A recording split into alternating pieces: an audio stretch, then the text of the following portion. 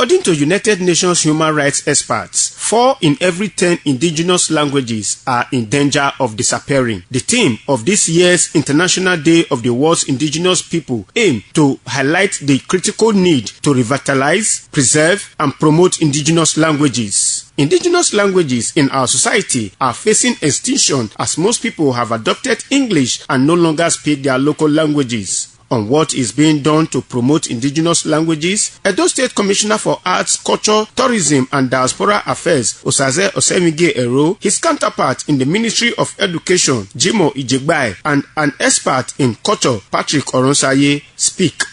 We're able to inaugurate culture clubs in secondary schools across the state, and we'll be following up ever since we did that. After school, they talk about their culture, they talk about our languages. We're preparing for National Festival for Arts and Culture. Part of the competitive and non-competitive events is about our languages. It has been made a policy that we must take one of the languages available in our schools. The ministry have gone ahead to also organize refresher courses, workshop for teachers of indigenous language in our schools. The government should be able to adopt at the state level a policy where the major languages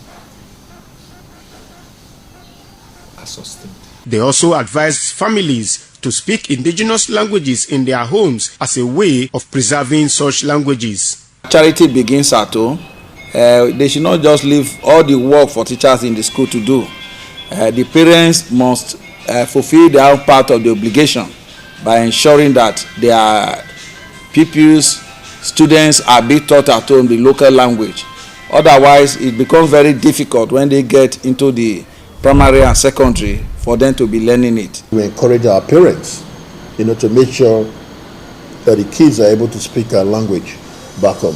Because in schools they speak English. So by the time you come back home, the only thing they learn is our dialect, because that's the identity.